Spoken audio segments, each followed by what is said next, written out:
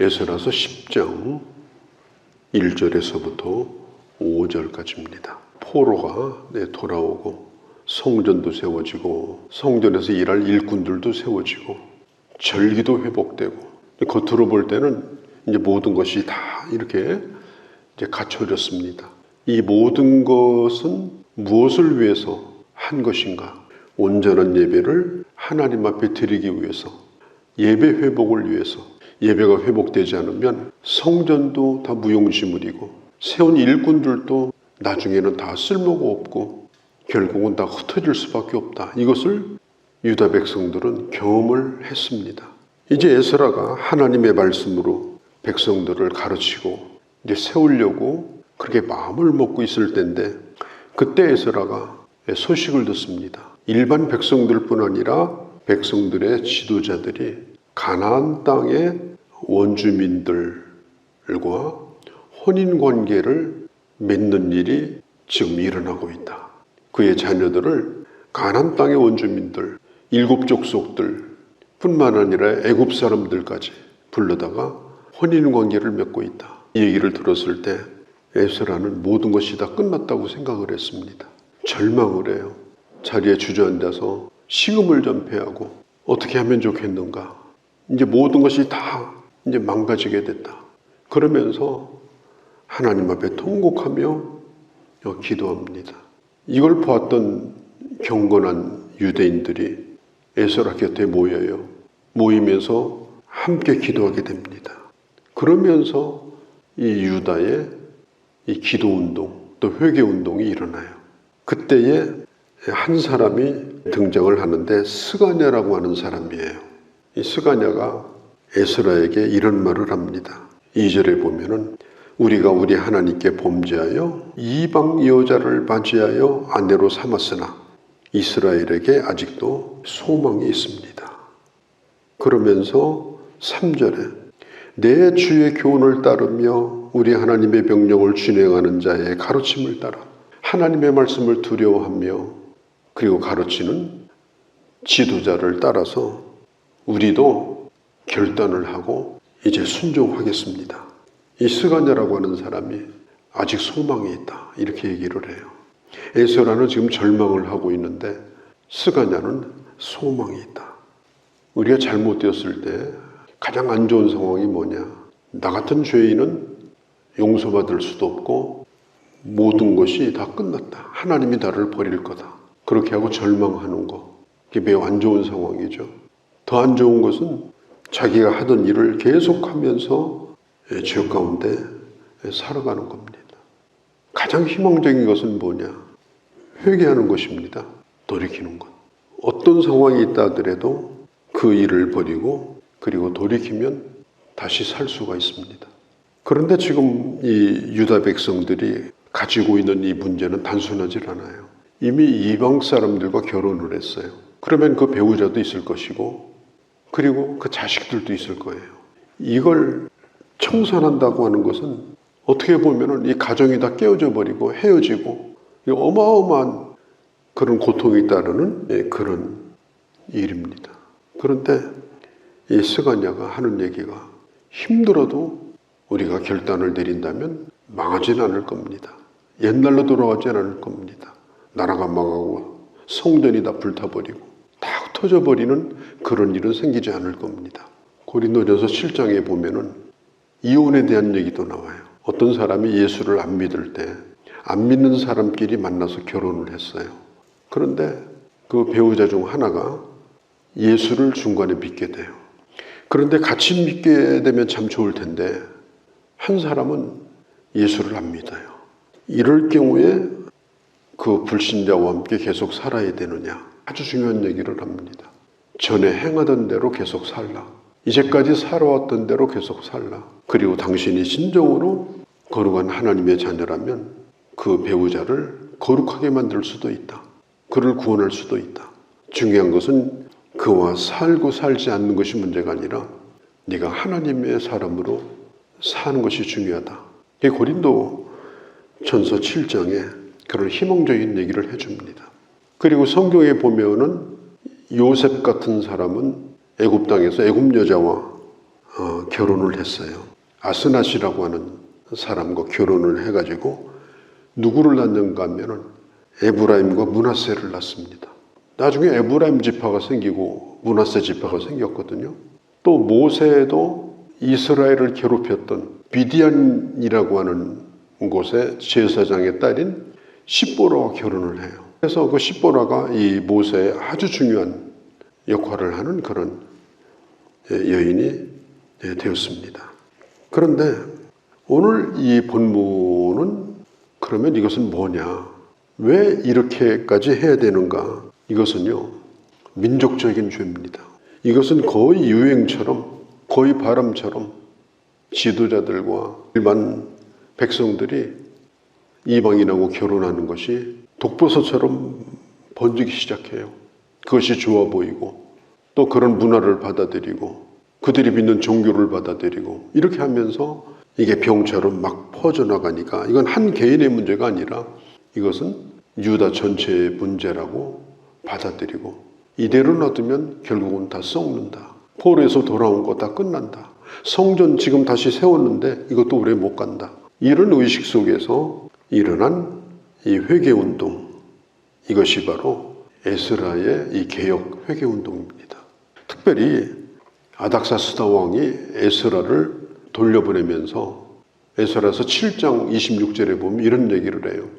네가 하나님의 명령을 행하는 일에 있어서 혹은 나의 말을 따르는 데 있어서 그 말을 따르지 않는 사람이 있다면 너는 그를 죽이거나 그에게 벌을 내려도 무방하다.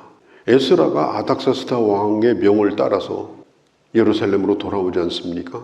네가 앞으로 예배를 회복하고 유다를 다시 재건할 때 네 말을 따르지 않는다면 내가 너에게 사법권을 주겠다.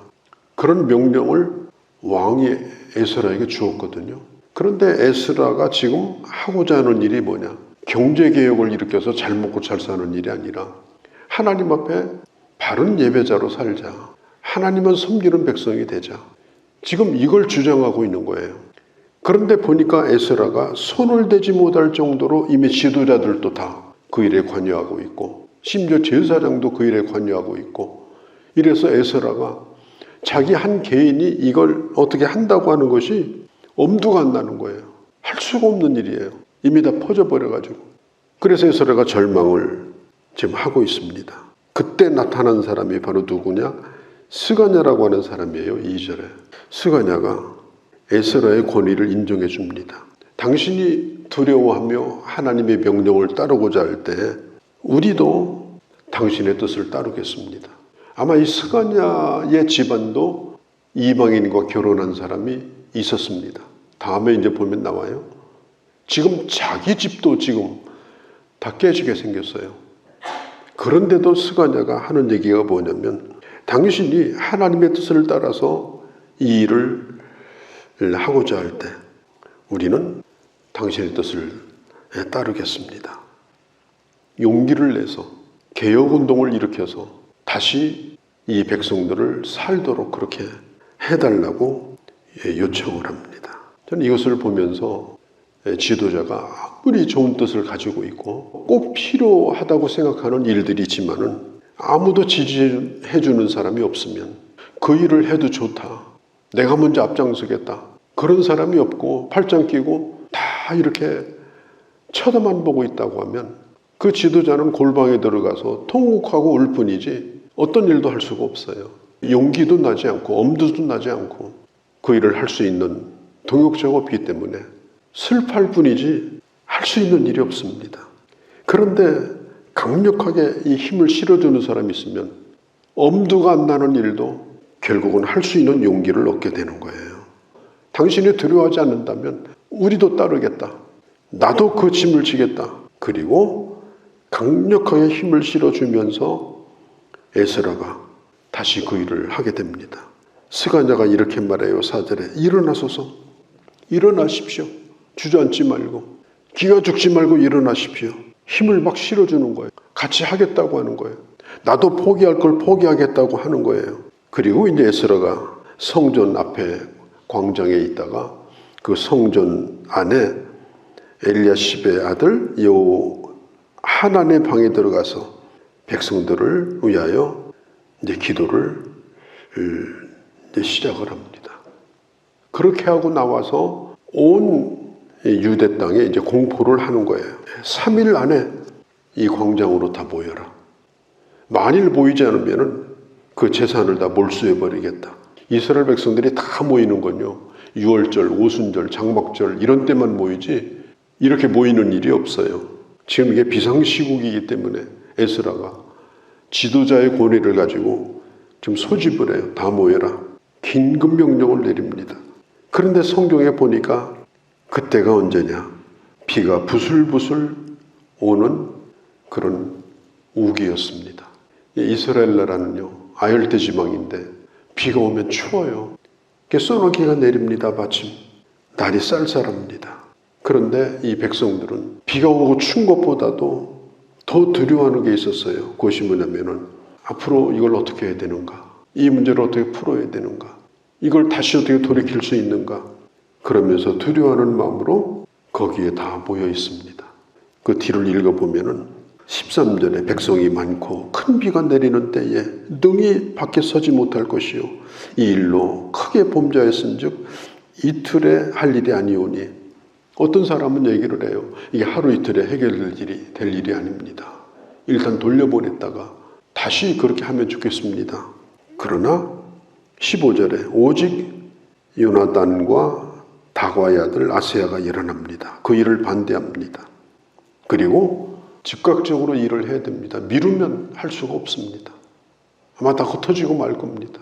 그러면서 계속해서 일을 진행하기로 하면서 지금 에스라서가 이제 끝이 나게 되어지는데, 참 우리는 이렇게 살면서 이 돌이키는 것, 이 회개하는 것, 이것은 하나의 구호가 아니라 구체적인 고백이 있어야 되고 또 결단이 있어야 되고, 또 이것이 내 힘으로 되지 않기 때문에 성령의 도움을 구하고 하나님의 도움을 구하고 하나님께서 끊어주시기를 간절히 구할 때 우리는 거기로부터 빠져나올 수가 있는 것입니다. 중요한 건 뭐냐?